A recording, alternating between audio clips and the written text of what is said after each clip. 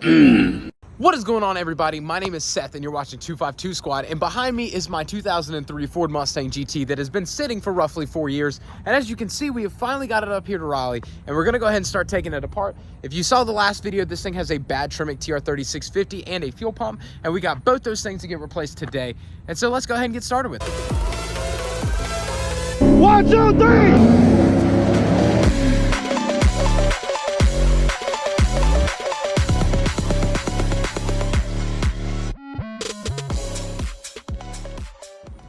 First step is getting a few people actually out here to push it into the bay because it won't move. All right, so we got the car in the bay. That was a little bit of a hassle thanks to Byron here. He helped push this thing in. The brakes are very much seized from sitting and it's stuck in gear. Not fun to get on a lift, but we got it in here. All right, so this is what we got for the transmission. This is a TR3650 with an OEM clutch here. I actually got all of this off of Facebook Marketplace from a dude for 700 bucks. So let's hope and pray that this all works. And this here is the fuel pump we went with. This is just a Deatschwerks, just simple, like 340 liters per hour pump. So something, you know, slight, plug and play, supposed to be according to American Muscle. So we're gonna see how this goes putting this in as well. So I went ahead and ripped everything apart in here. Got the original tracks that was actually in this car to begin with out. I did verify beforehand that this was not the problem, and that's why everything was pretty much taken apart in here. So we're getting ready to lift it up and go ahead and take everything on the bottom side out. So as I'm currently working on the transmission, my buddy Tyler back here is actually dropping the fuel tank out to put a fuel pump in. He actually has a built 4.6 swapped 99, so he kind of knows what he's doing on these new edges more than I do. So while I've been absolutely struggling to get the exhaust down in the mid pipe, Tyler has been absolutely cranking it out. He's got the fuel tank pretty much all the way dropped, just got the one line to come off of the fuel filter there, and then the tank will be completely down to get the pump in. And I'm still struggling on the transmission. All right, so we're back day 2 of working on the new edge here. We've got the fuel tank out. Tyler actually got this out last night, thanks to him. Everything is disconnected on the underside, and then working on the transmission coming on under here. I got it pretty much separated there. A little bit of a pain. Ow, just smacked my head on the exhaust. A little bit of a pain because it has been sitting and the dowels were tight. So what I used was a pry bar and I chiseled, pretty much pressed up with a hammer and got it out there. So here I pulled the transmission out, and as soon as I get that down, I'll show you what everything's like down inside of the bell housing area. I don't think it's gonna look good. So transmission is out and sitting on the stand here. The clutch is definitely seen better days. That's why we got another one going on. And then I actually got the fuel sender actually out of the tank as well, getting ready to put the pump in there and finish this. I'm gonna go ahead and get these old clutch assembly off and get the new one on and go from there. So Tyler got the new Deatschwerks pump in, pretty much plug and play. New filters and everything down there. They come all in the kit, and then you have to modify the harness just ever so slightly here, but it comes with the harness that goes in there and goes into the factory red and black. I just dropped it, but big shout out to Tyler, pretty much doing the entire fuel system while I'm doing the transmission. All right, so shout out to Tyler. We got the fuel tank and everything back installed in the vehicle here.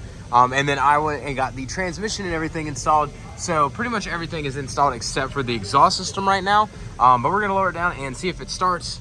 It's gonna be loud as balls. All right, so we got everything going. We got the car to run. It did run and start. I didn't get that on video. Very stressful moment. We put the shifter that came off the transmission that I got on the car, and it had every gear but reverse. And I was tweaking out, I'm gonna be honest. And we put the other shifter on, and it has reverse now, but that was offload. So we're gonna go test drive it and see if it actually has reverse and all the other gears.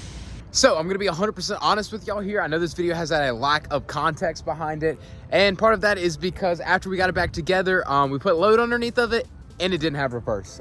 We got it out of the bay perfectly fine, no issues or concerns. And then as soon as we got it out of the bay, we went to put it in reverse again, and it did not have reverse in the transmission, which sucks a lot because that means I'm going to be pulling the transmission back out in a future video and probably tearing it apart because I tore the old 3650 apart and looked at the damage there, which let me show you. So as you can see, we have a whole 3650 disassembled here. This is the original one that was in the car. And what actually broke, as you can tell, this is part of the shift fork here.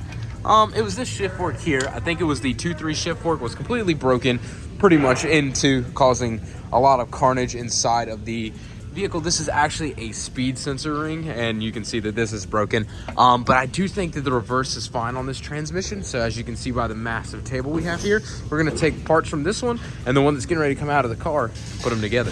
You could also probably tell by the fact that the original H pipe is off and we have this glorious one here things are probably going to get a lot louder. They're also very loud right now, but things are definitely going to get a lot louder on the build. Now with the test drive, we did find that the forward gear seemed to be working fairly decently for the most part, as much as we could tell on the vehicle. So hopefully everything's going to be good there. Like I said, we're going to be tearing it all apart pretty much anyways, just making sure and double checking through everything on the transmission that's currently in there. I think that one's going to be better off overall wise for usage, just simply because of how much carnage was in the original one.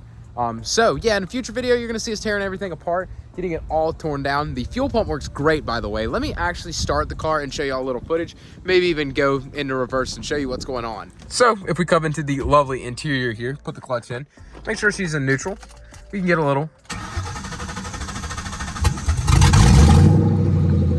It doesn't like to start, because you could probably tell it has no exhaust or O2s in the car, so it doesn't like to start very well. But it does start now compared to the last video. Now if I put the car into first gear, foot on the clutch, I can get it to take off pretty much fairly easily right off the clutch. But if we try to go into reverse, it's not looking too good. So that's pretty much where we're at with it right now. Like I said, I'm actually getting ready to pull the car into the bay and get the transmission out and go ahead and start tearing this one apart. So make sure to stay tuned for future videos and updates as it goes. That's pretty much going to be it for today's video, installing the fuel pump and getting the 3650 in it, even though we're about to pull it right back out. As you can see, we got a lot planned for this build and another car that's coming to the channel. Very, very cool. But thank you guys so much for watching. I hope y'all have a great rest of y'all's day. Peace out, and I'll see you next time.